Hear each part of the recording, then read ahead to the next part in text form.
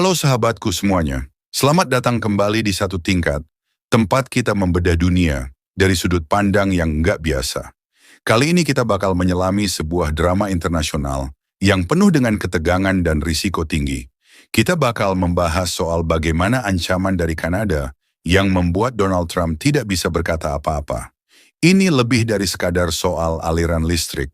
Kita juga akan berbicara tentang minyak, tarif, perpolitikan, dan dinamika ekonomi global yang saling terhubung.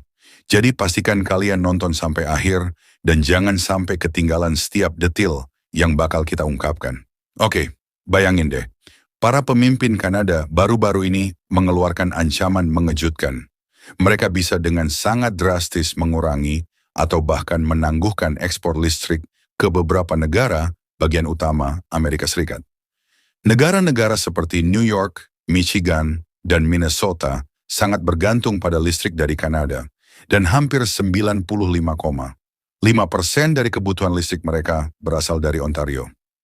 Bayangin kalau itu tiba-tiba terhenti. Apa yang terjadi? Tagihan energi akan melambung tinggi, jaringan listrik bisa menjadi tidak stabil, bahkan pemadaman listrik lokal bisa terjadi, apalagi di saat-saat puncak kebutuhan energi. Namun ini bukan ancaman kosong yang hanya sekadar untuk bikin sensasi.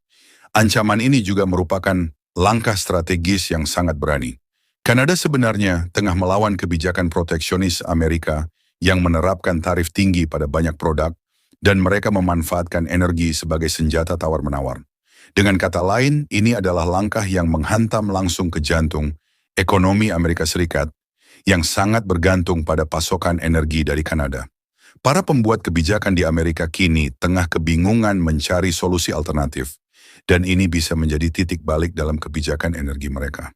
Kalau ancaman ini benar-benar terwujud, bisa-bisa hubungan perdagangan antara Amerika dan Kanada bakal berantakan, dan pasar energi global bisa mengalami guncangan besar. Listrik memang jadi sorotan utama, tapi jangan lupakan minyak. Inilah senjata besar yang bisa digunakan dalam permainan kekuasaan ini. Kanada adalah pemasok utama minyak mentah untuk Amerika, dan hubungan energi antara kedua negara ini bisa digambarkan seperti hubungan yang penuh dengan cinta dan kebencian. Di satu sisi, Kanada sangat bergantung pada Amerika sebagai pasar utama untuk minyak mentah mereka. Sementara di sisi lain, Amerika sangat bergantung pada pasokan tersebut. Dengan pipa-pipa besar seperti Keystone XL dan Enbridge menjadi urat nadi distribusi energi. Sekitar 6,1 juta barel minyak per hari dipasok dari Kanada, dan sekitar 67% dari total impor minyak mentah Amerika berasal dari sana. Namun jika Kanada memutuskan untuk memotong ekspor minyak mereka, bisa-bisa warga Amerika melihat harga minyak melonjak dengan drastis. Hal-hal seperti ini tidak hanya berdampak pada industri energi, tapi juga langsung memengaruhi biaya bahan bakar mereka, harga barang-barang sehari-hari, bahkan biaya operasional industri. Gangguan dalam pasokan minyak dari Kanada akan memaksa industri di Amerika mencari alternatif yang lebih mahal, dan ujung-ujungnya bisa memengaruhi setiap sektor ekonomi, dari manufaktur hingga layanan publik. Ini menunjukkan betapa rapuhnya sistem energi mereka yang sangat bergantung pada negara tetangga. Dalam jangka panjang, ini bisa memengaruhi harga barang sehari-hari, dan tentu saja stabilitas ekonomi global. Kita nggak bisa ngobrolin hubungan Amerika-Kanada tanpa menyentuh topik tarif. Proteksionisme Amerika yang semakin menguat jelas menjadi pemicu ketegangan besar antara kedua negara. Pemerintahan Amerika Serikat di bawah kebijakan America First telah mengenakan tarif besar-besaran terhadap banyak barang impor, termasuk baja, aluminium, dan produk konsumen lainnya. Sebagai balasan, Kanada tidak tinggal diam. Mereka bisa saja membalas dengan pembatasan ekspor energi, baik itu listrik, minyak, maupun logam tanah jarang yang sangat penting untuk teknologi modern. Kenaikan tarif ini bukan hanya sekadar angka di tabel perdagangan, efeknya jauh lebih luas. Misalnya, pembatasan ekspor energi dari Kanada bisa memicu lonjakan harga yang akhirnya berujung pada ketidakstabilan di pasar global dan gangguan besar di rantai pasokan. Ini jelas akan mempengaruhi harga barang-barang yang kita beli sehari-hari, dari bahan bangunan hingga mobil. Bahkan di sektor otomotif, lonjakan harga logam penting seperti nikel dan litium bisa menyebabkan harga mobil naik. Dan kita semua tahu dampaknya, biaya hidup yang semakin tinggi. Ini membuka pertanyaan besar. Apakah kita bisa benar-benar menyeimbangkan antara kebijakan proteksionisme dan ekonomi global yang saling bergantung? Selain tarif dan kebijakan, ada jaringan kompleks yang menghubungkan Amerika dan Kanada dalam hubungan ekonomi. Industri Amerika sangat bergantung pada bahan baku dan energi dari Kanada untuk terus berjalan.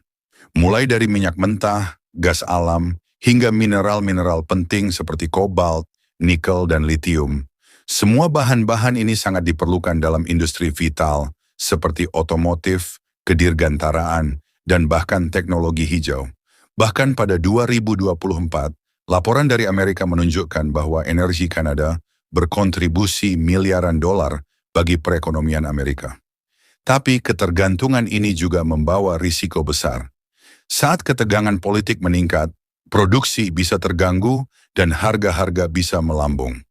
Keterlambatan dalam pasokan bahan baku penting, seperti litium untuk baterai mobil listrik, bisa memperlambat produksi dan mengganggu inovasi teknologi. Hal ini menunjukkan bahwa menjaga hubungan perdagangan yang stabil dengan Kanada itu sangat penting. Jika hubungan ini terganggu, dampaknya bisa dirasakan di seluruh dunia, mulai dari harga bahan baku yang naik hingga hilangnya daya saing industri. Kita sudah tahu bahwa tarif dan sengketa perdagangan itu bisa membuat pasar global berguncang, tapi dampaknya nggak cuma terasa di ruang rapat. Itu juga akan berimbas pada kehidupan mereka sehari-hari. Kalau ekspor energi Kanada terhambat misalnya, kita bisa melihat tagihan listrik naik tajam. Bahkan ada kemungkinan pemadaman listrik di beberapa wilayah. Bukan cuma itu, harga bensin yang dipasok dari minyak Kanada bisa melonjak, yang tentunya bakal mempengaruhi semua orang, dari pekerja kantoran hingga pengemudi ojek online. Bahkan barang-barang sehari-hari bisa jadi lebih mahal karena tarif yang dikenakan pada bahan baku.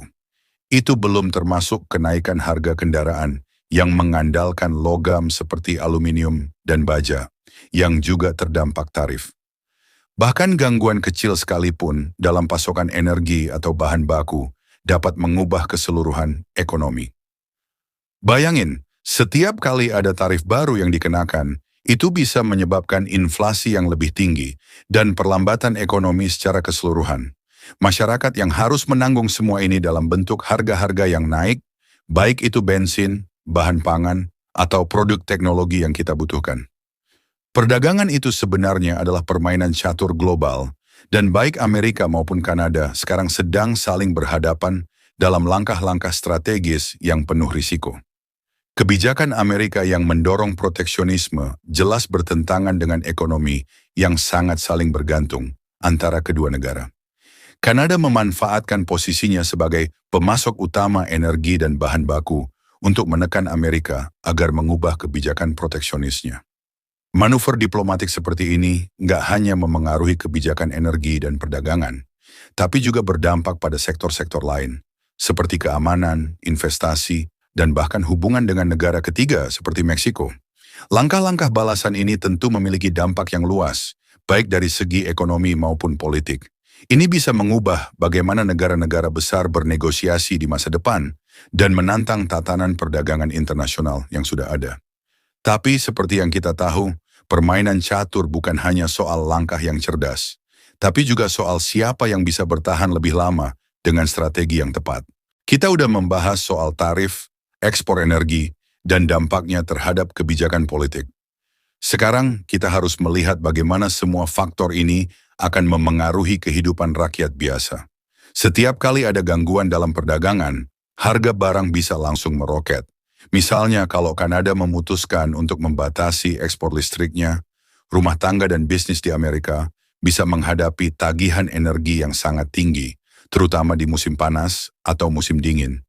Begitu juga dengan harga bensin yang akan terdampak oleh pembatasan minyak mentah Kanada. Kenaikan harga ini nggak cuma mempengaruhi kendaraan pribadi, tapi juga barang-barang kebutuhan setiap hari. Tarif yang dikenakan pada bahan baku dan barang konsumen juga akan menambah tekanan biaya, yang pada gilirannya akan memengaruhi harga barang dan biaya hidup. Bayangin aja, harga mobil bisa naik, bahan baku untuk industri bisa jadi lebih mahal, dan pada akhirnya, rakyat yang harus membayar lebih. Kebijakan perdagangan yang saat ini terjadi akan menentukan bagaimana ekonomi berkembang dalam jangka panjang dan apa dampaknya bagi kehidupan sehari-hari. Jadi, ketergantungan energi, permainan tarif, dan strategi politik yang saling bertautan ini membentuk dinamika perdagangan antara Kanada dan Amerika. Taruhannya besar dan jalan ke depan bakal penuh liku.